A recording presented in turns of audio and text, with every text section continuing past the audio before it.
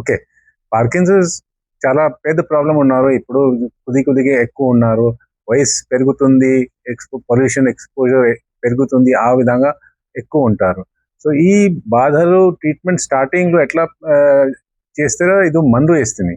ఇది 3-4 సంవత్సరం మందు ఇవి తర్వాత కొంచెం వేరే ప్రకారం ట్రీట్మెంట్‌కి అవకాశం ఉంటారు. స్టార్టింగ్‌లో ఈ జబ్బు తప్పకుండా పెరుగుతుంది. బీపీ, షుగర్‌లుగా విధంగా ఉంటారు. జీవితాంతం ఉంటారు. బట్ బీపీ, షుగర్ కంట్రోల్ చేయటకే ప్రస్తుతం ప్రయోజనం ఉంది. బట్ పార్కిన్సన్స్ బాధ పెరగలేదుగే ఏం ప్రయోజనం లేదు. సో, మొత్తం ప్రపంచంలో ఈ పెరిగి కష్టం ఉంటారు. ప్రతి సంవత్సరం మందు పెరుగుతుంది. వేరే మందులు ఇస్తేనే ఘోరంగా పరిస్థితి ఎక్కువ ఉంటారు. సో, ఈ బాధలు 4-5 సంవత్సరం తర్వాత ఆపరేషన్‌కి అవకాశం ఉంది. ఈ ఆపరేషన్ ఉంది డీప్ బ్రెయిన్ స్టిమ్యులేషన్. బ్రెయిన్‌లో 2 హోల్ పెట్టి వైర్ పెట్టేస్తేని పేస్ మేకర్‌లు కనెక్ట్ చేస్తారు. ఇది చాలా మంచిగా పనిచేస్తారు.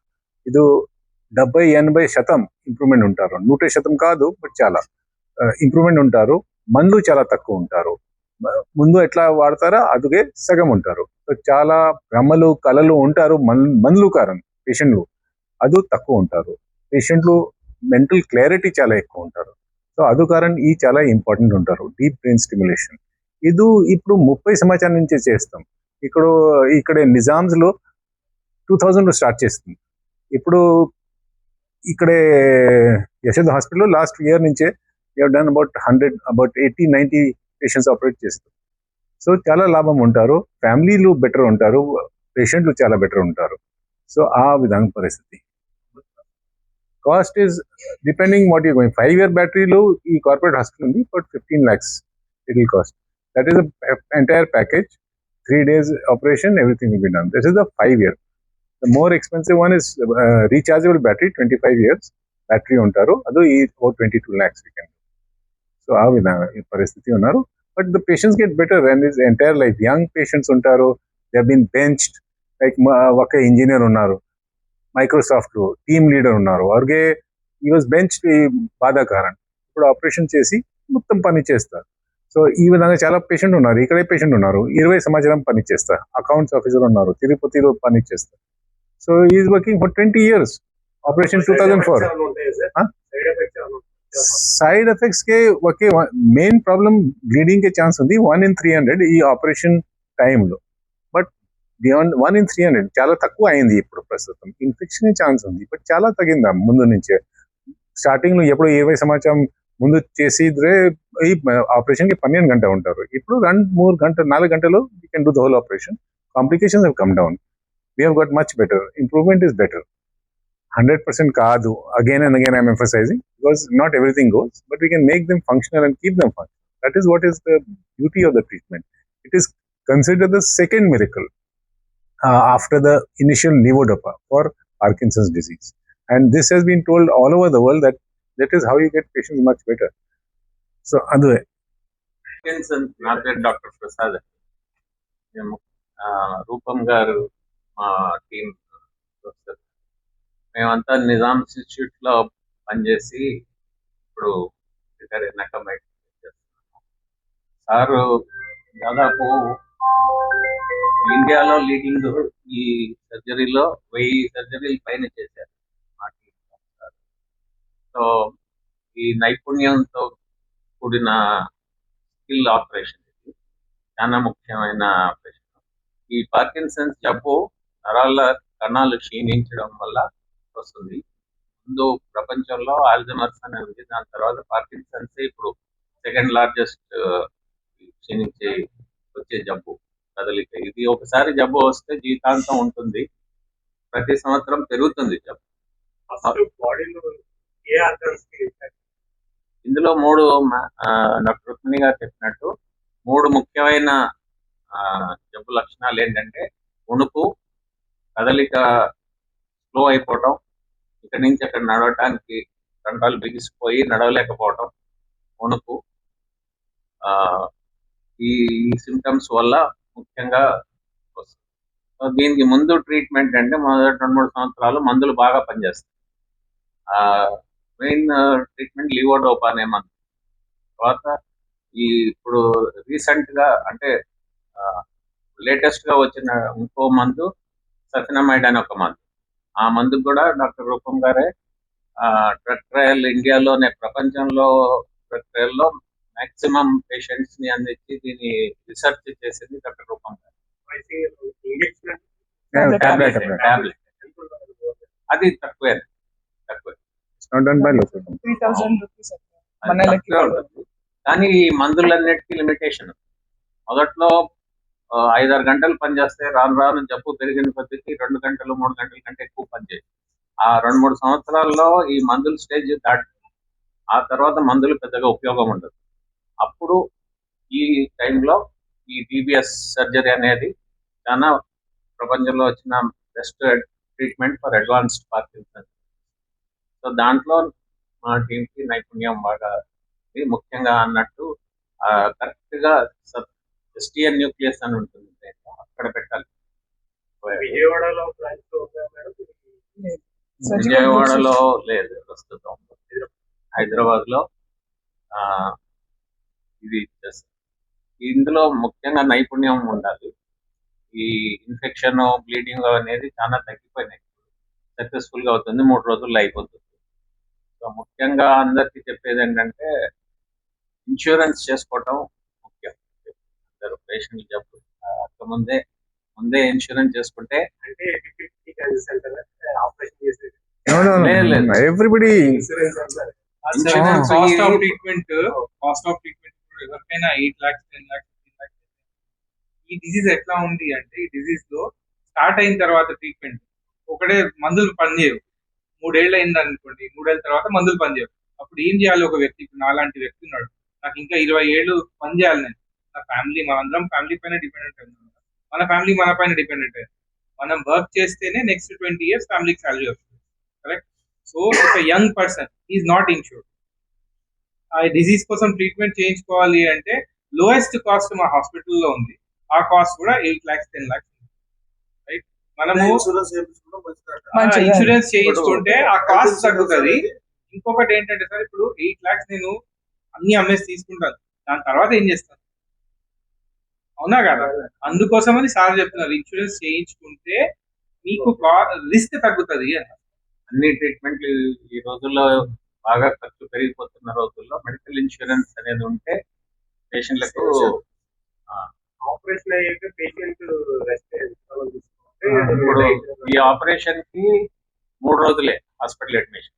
వాళ్ళు అడ్మిట్ అవుతారు, రేపు ఆపరేషన్ అవుతుంది, ఎల్లుండి సాయంత్రానికి అంటే నడవడానికి ఉంటది. ఓన్లీ థింగ్ ఇస్ కుట్లిప్పే వరకు 15 రోజులు కుట్లిప్పే వరకు కొంచెం జస్ట్ బయటికి తిరగదు, ఇన్ఫెక్షన్ రాకుండా రెగ్యులర్ ఇన్సూరెన్స్ చూసుకోవాలి. కదా, ఎలా ఉంది సార్? ఎలా ఉంది సార్?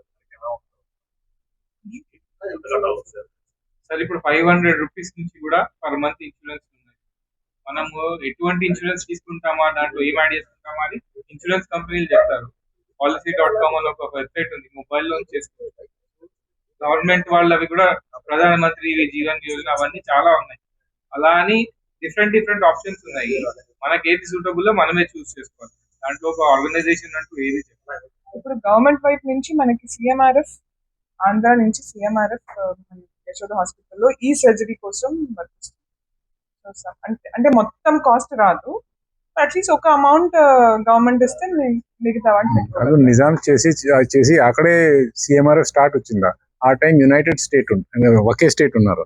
ఇప్పుడు 2 భాగాలు ఈ సిఎంఆర్ఎఫ్ ఉంటారు. ఈ జబ్బుకు ట్రీట్మెంట్ కి లాభం ఎంతో ఇన్స్పైట్ ఇంత ఎక్స్పెన్సివ్ ఉంది, బట్ బెనిఫిట్ కారణం ఎవరు ఇచ్చిస్తారు? We never went to the politicians. Politicians started giving CMRF for this treatment without going to the politicians. Benefit of the treatment is immense. Family treatment అయ్యాక diet అన్న తీసుకోవడం regular అయితే అన్ని అన్ని తీసుకోవచ్చు. చేసుకోండి. ఏం problem. పత్రికా సోదరులందరికీ నమస్కారం అండి. నా పేరు సంతోష్ కుమార్ శర్మ. నేను Yashoda hospital head marketing head గా పనిచేస్తాను, ఆంధ్ర మార్కెటింగ్ హెడ్ గా పనిచేస్తాను. మనతో పాటు ఇవాళ యశోద హాస్పిటల్ హైటెక్ సిటీలో నుంచి Parkinson's disease research and management centre నుంచి డాక్టర్ రూపం బోర్గోహెన్ గారు వచ్చారు. ఈయన clinical director, senior neurologist of Yashoda hospital hitech. ఆయనతో పాటు మనతో పాటు డాక్టర్ రుక్మిణి మృదులా గారు ఉన్నారు.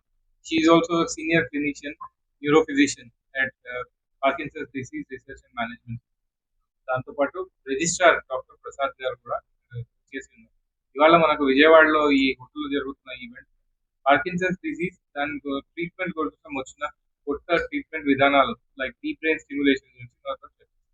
ఇప్పుడు ఐ రిక్వెస్ట్ నరాలు క్షీణించిపోయే జబ్బు ఒక బ్రెయిన్ లో బేసిల్ గ్యాంగ్లియా అని ఉంటుంది. సబ్స్టాన్షియా నైగ్రా అని ఒక ఏరియాలో ప్రోటీన్ ఒకటి ఆల్ఫా సింగ్లియన్ పెరగడం వల్ల నరాలు క్షీణించిపోయి ఆ నరాలు క్షీణించుకోవడానికి మందులు ట్రై చేస్తున్నారు, కానీ ఇప్పుడు దాకా అయితే మాకు మందులు లేవు. ఈ నరాలు డోపమిన్ తయారు చేస్తాయి.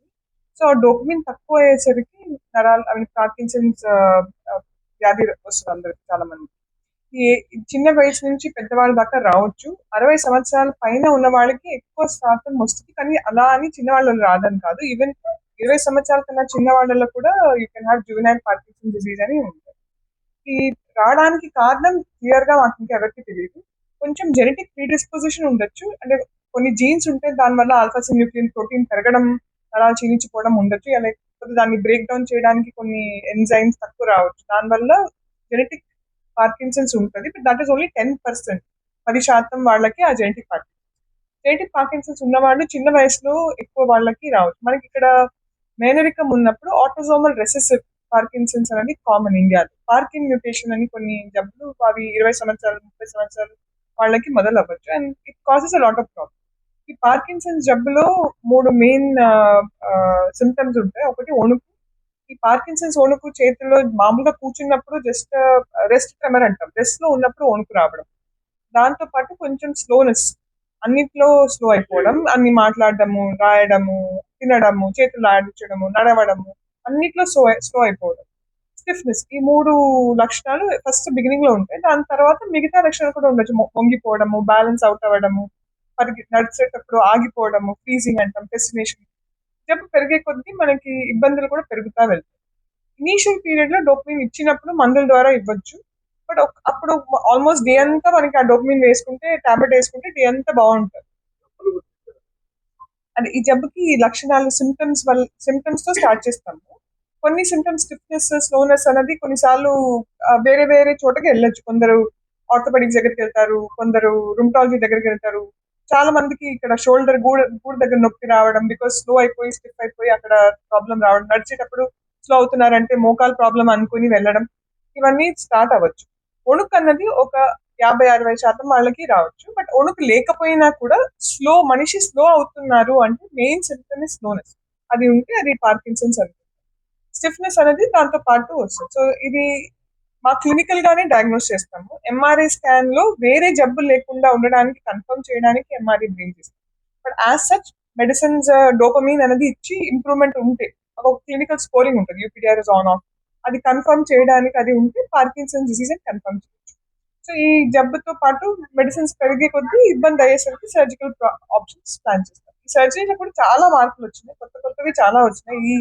ఈ ఇప్పుడు రీసెంట్ గా ఉన్న దాంట్లో ఇమేజింగ్ మనకి ఎంఆర్ఐ లో కరెక్ట్ గా పొజిషన్ రావడానికి ఎంఆర్ఐ సీక్వెన్సెస్ మారినాయి, కొంచెం సర్జికల్ టెక్నిక్స్ లో బెటర్ ఉన్నారు. సో అందుకని కరెక్ట్ పొజిషన్ లో ఉండడం వల్ల ఇంప్రూవ్మెంట్ చాలా బాగా వస్తుంది.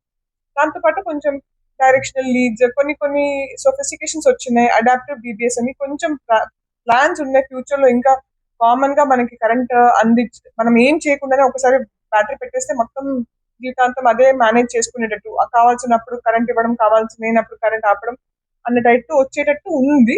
ఇంకా దాని మీద బాగా పరిశోధన నడుస్తుంది. సో మా సెంటర్ కూడా వీ ఆల్సో హ్యావ్ అ పరిశోధన centre which is there. We are also using those కొత్తది కూడా చూసి మేము ట్రై చేస్తాం. అంటే ఎక్స్పీరియన్స్ కూడా అంత ఉంది కాబట్టి వైరల్ ఇన్ఫెక్షన్ ట్రిగర్ అవుతున్నాయి. మాకైతే చాలా మంది పేషెంట్స్ ఇప్పుడు వస్తున్నారు. అంటే వీ డోంట్ నో వెదర్ నిజంగా ప్రివలెన్స్ పెరుగుతుందా లేదా మనకు తెలియదు, కానీ but number of patients at least అవగాహన పెరుగుతుంది. సో మేము చూడడంలో కూడా ముందు కన్నా ఇప్పుడు చాలా మంది పేషెంట్స్ వస్తూనే ఉన్నారు. ఎవరు ఇంట్లో అడిగినా ఎవరికో ఒక్కరికో ఇద్దరికో పార్కిన్సన్స్ అన్న జబ్బు ఉండేటట్టు ఉంది. ఏజ్ పెద్ద వాళ్ళల్లో ఎక్కువ వస్తుంది, అంటే అలా అని కాదు, చిన్న వాళ్ళకు కూడా రావచ్చు. But 70% of patients are above 60 years, కానీ 30% చిన్న వాళ్ళలో కూడా రావచ్చు. చిన్న వాళ్ళు వస్తే ఇంకా ఇబ్బంది ఎక్కువ అవుతుంది, ఎందుకంటే వాళ్ళు they are not able to do anything. 60 తర్వాత పెరుగుతూనే వెళ్తుంది. 70 years ఓల్డర్ ఏజ్ లో ఉన్న వాళ్ళకి ఆల్మోస్ట్ 100 లో ఒకరికో ఇద్దరికో వచ్చేటట్టు statutory main male or male. Yeah. 3 times more common male compared to